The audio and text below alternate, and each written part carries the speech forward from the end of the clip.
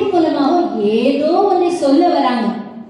கவனிப்போமா, என்னதான் சொல்ல வராங்கன்னு சொல்லி பார்ப்போம்.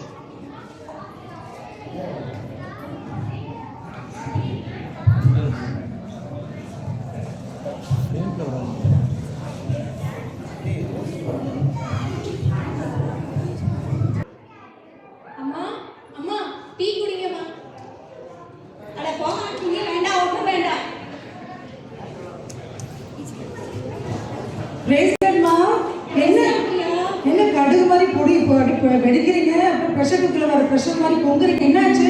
என்னத்த சொல்ல பிரியா, என் கட்டுறதும் சரியில்லை, நம்ம பெத்ததுகளும் சரியில்லை, என்ன பண்றது? ஒரு சொன்னபடி கேட்க மாட்டேங்கிறாங்க பிரியா.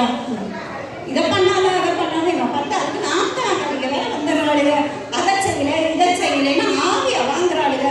மாமியார் கடை ஒரு பக்கம் வறுத்து எடுக்கிறா. ஐயோ, நீங்க ரொம்ப கோபத்துல இருக்கீங்கன்னு நினைக்கிறேன். ஆனால் தேவன் வந்து அன்பாகவே இருக்கிறார் இல்லையா? ஸோ அவர் அன்பை வந்து வெளிப்படுத்தினார். அதே போல அவரோட அன்பை நீங்க அவங்க குடும்பத்தை வெளிப்படுத்துங்களேன்.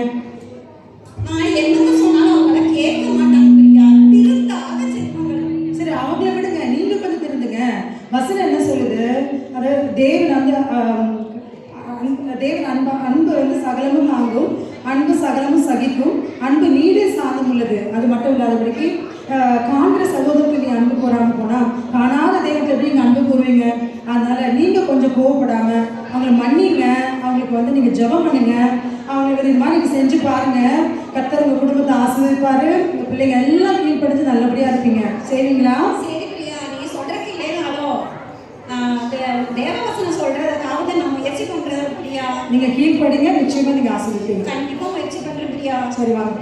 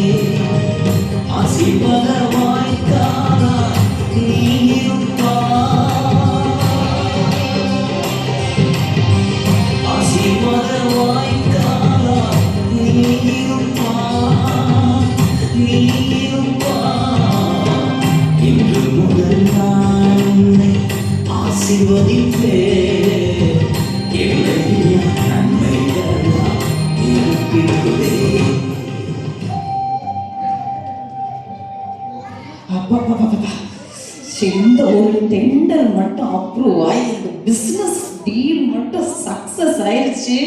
எங்க சர்ச்ல நான் தான் பணக்காரி, எல்லாம் அடிச்சுக்க ஆளே இல்லை. பிரைஸ் எப்படியா இருக்கீங்க? அப்ப என்ன நம்ம சர்ச் பக்கம் ஆளே காணோம், 2 வாரமா நானும் பாக்குறேன், அந்த பக்கமே வர மாட்டேங்கிறீங்க. அதை ஏன் கேட்குறீங்களா? போன வாரம் ஒரு பிசினஸ் மீட்டிங் சரி, அது மட்டும் சைன் ஆனிச்சு. எல்லாம் பிடிக்கவே முடியாது, அப்படி போகுது. ஆனா முடியல. போன வாரம் சொன்னாங்க, இப்ப இந்த வாரம் அதனாலதான் 2 வாரம் சர்ச்சுக்கு. இப்படி ஆனவங்களும் ஒரு சாக்கு போக்கு மட்டும் சொல்ல வந்துடுறீங்க. ஆமா, வீட்டுல 2 பேர் இருக்கீங்க, ஆனா 4 கார் வச்சிருக்கீங்க. ஒரு கார் எடுத்து சரணன்னு வந்தீங்கன்னா சர்ச்சு பக்கம் வந்துடலாம். கார் எல்லாம் இருக்கு, அவங்களுக்கு நான் வந்துடலாம். சர்ச் எங்க போயிட போகுது, அங்கதானே இருக்கு. ஏன்னா மாசத்துல எல்லா சாட்டர்டேயும் சர்வீஸ் இருக்கு. இந்த சர்வீஸ் மிஸ் பண்ணா அடுத்த சர்வ் வந்துடுவேன். ஆனா பிசினஸ் டீல் அப்படியா, இன்னைக்கு சைன் பண்ணாதான் நடக்கும், இல்லாட்டி ஒண்ணும் நடக்காது. பணம் முக்கியம் இல்லைங்களா? இப்படி பணத்துக்கு பின்னாடியே போகாதீங்கக்கா, அப்புறம் கடைசியில எங்கேயாவது போய் முட்டிட்டு விழ போறீங்க. சொல்ல வேண்டியதை சொல்றக்கா. ஒரு காது கிடைச்சாட்டி அட்வைஸ்க்கு வந்துருவாளுங்க. என்ன என்னக்கா இப்படி சரி சொல்றீங்க? கால் வருது சரி பேசிட்டு வாங்க. ஹலோ, யார் Sundari here? What? Oh my God, என்னாச்சு? என்னாச்சு? எல்லாரும் சொன்னல போயிடுச்சு. சைன் ஆயிரும் நினைச்சேன். பிசினஸ் கைவிட்டு போயிடுச்சு. பாத்தீங்களா? எவ்வளவு பெரிய அமௌண்ட் தெரியுமா?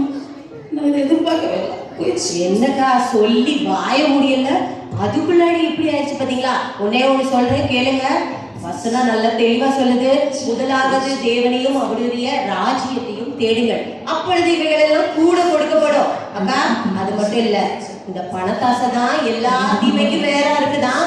பார்த்துக்கோங்க. சொல்ல வேண்டியது என்னுடைய கடமை. அதுவும் நம்மளுடைய அக்காவா போயிட்டீங்க சொல்றேன். நீங்க கடவுளை முதல்ல தேடினீங்கன்னா ஆசீர்வாதம் தன்னால வரும். அவ்வளவுதாங்க. நம்ம அடுத்த வார சர்ச்சில் மீட் பண்ணலாம். அடுத்த வர ஆனுவல் டேக்கு வந்து இவ சொல்றது சரியா தான் இருக்கு.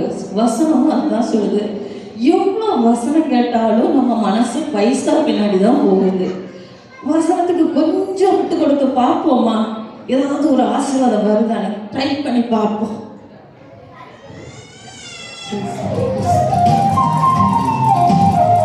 செல்லும் இடமெல்லாம் காவலாய் நான் இருப்பேன், சொன்னதை செய்திடுவேன், கைவிடவே மாட்டேன். செல்லும் இடமெல்லாம் காவலாய் நான் இருப்பேன், சொன்னதை செய்திடுவேன், கைவிடவே மாட்டேன். நீ வாழும் இந்த தேசம் உனக்கு தந்திடுவேன்,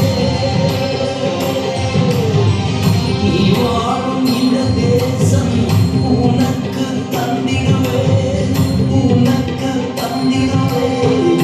இன்று முதல் நான் உன்னை ஆசீர்வதிப்பேன், எல்லையில்லா நன்மைகளால் நிரப்பிடுவேன்.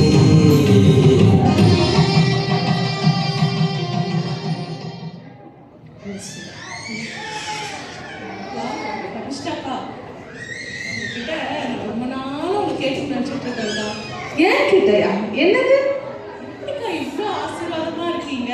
பெரிய ஸ்கூலு, சூப்பர் மார்க்கெட்டு, இந்த சைடு பார்த்தா பிஸ்னஸ், அந்த சீக்கிரட்டை எனக்கு கொஞ்சம் சொல்லுங்களேன். சபிதா சிஸ்டர், ஆசீர்வாதங்கிறது அப்படியே வராது. அதுக்கு சில கண்டிஷன்ஸ் இருக்கு. கண்டிஷன்ஸா? என்னக்கா அந்த கண்டிஷன்ஸ் எனக்கு கொஞ்சம் சொல்லுங்களேன். போடக்கூடியதை பார்க்கலாம். சொன்ன கேட்பீங்களா? வெயிட் பண்ணுறேன். தசமபாகம் ஒழுங்கா கொடுக்கீங்களா? ஊழியத்துக்கு கொடுக்குறீங்களா? மிஷினரிகளை தாங்குறீங்களா? ஏழைகளுக்கு, விதவைகளுக்கு, இல்ல தேவை வரவங்களுக்கு யாருக்காவது கொடுக்குறீங்களா? போதும் லிஸ்ட் பெருசா போயிட்டு இருக்கே. இதெல்லாம் கன்சிஸ்டண்டா ஃபாலோ பண்ணதில்லக்கா. அப்பப்போ ஏதோ இன்ஸ்டால்மெண்ட் பேசிஸ்ல பண்ணிட்டு இருக்கோம். எங்கக்கா வர சம்பளம், இஎம்ஐ, சேலரி, ரெண்ட்டுக்கு, வெக்கேஷனுக்கு, அது பத்தாதுக்கு இப்போ வார் வேற வந்திருக்கு. வர காசெல்லாம் அப்படியே போயிருக்கு. இது எங்கக்கா காணிக்க கொடுக்கறது? இதான் நம்ம எல்லாரும் பண்ற தப்பு. நம்ம இப்ப பலவிதமான சிந்தனைகளை யோசிச்சு ஆண்டவருக்கு கொடுக்கறதுல நம்ம கொடுக்காம பார்க்க போகிறோம். வாங்குகிறதை பார்க்கலும் கொடுப்பதே நலம்னு வசனம் சொல்லுகிறது. கொடுங்கள், அப்பொழுது உங்களுக்கு கொடுக்கப்படும் சொல்லப்படுது. கொடுக்க மட்டும் நமக்கு கசக்குது. ஆனா ஆண்டவர் என்ன ஆசீர்வதிக்கலையே சொல்லிட்டு கவலை மட்டும் படுறீங்களா? கொஞ்சம் நீங்க சிந்திங்க, சரிங்களா? அதனால ஆண்டவருக்கு கொடுக்கணும். சரிக்கா, இப்போ சொல்லிட்டீங்கல்ல, கண்டிப்பா நம்ம எல்லாரும் அதை ஃபாலோ பண்றோம். அபிஷ்டாக்கா மாதிரி பெரிய பிசினஸ் பண்ண போறோம்.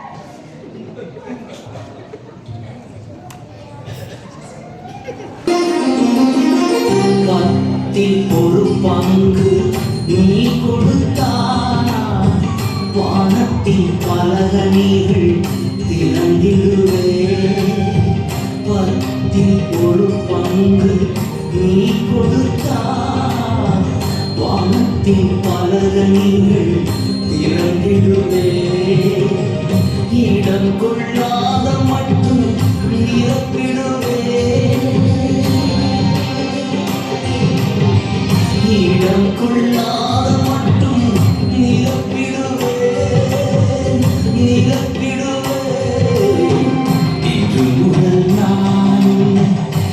ஆசீர்வதிப்பேன்.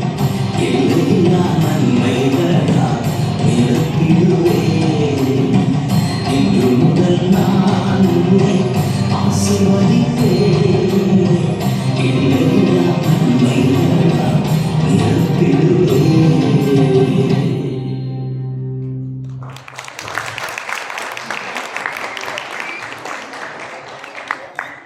மெசேஜ் கரெக்டாக கன்வே பண்ணிட்டாங்கன்னு நினைக்கிறேன். கன்வே பண்ணிட்டாங்களா? நம்ம எல்லாருடைய விருப்பமுமே ஆசீர்வாதமா இருக்கணும், ஆசீர்வாதத்தை பெற்றுக்கொள்ளணும் அப்படிங்கிறதா நம்ம ஒவ்வொருத்தருடைய விருப்பமும். ஆனால் வேதம் என்ன சொல்லுது? அன்பு காட்டினா ஆசீர்வாதம் நம்மளை தேடி வருமா? அன்பு காட்டினா ஆசீர்வாதம் நம்மளை தேடி வரும். அது மாத்திரமில்லை, தசம பாகங்களை ஆண்டவர் நம்மளுக்கு உழைக்க தருகிற பலனுக்கு நன்றியோடு கூட தசம பாகங்களை ஆண்டவரிடத்துல கொடுக்கும்போது அதனுடைய பலன் தான் ஆசீர்வாதம். கர்த்தருடைய ஆசீர்வாதமே ஐஸ்வர்யத்தை தரும். அதனோடு கூட அவர் ஒருபோதும் வேதனையை கூட்டார். முதலாவது முதலாவது முதலாவது தேவனுடைய ராஜ்யத்தையும் அவருடைய நீதியையும் தேடுங்கள், அப்பொழுது இவைகள் எல்லாம் ஆசீர்வாதம் எல்லாம் உங்களுக்கு கூட கொடுக்கப்படும்.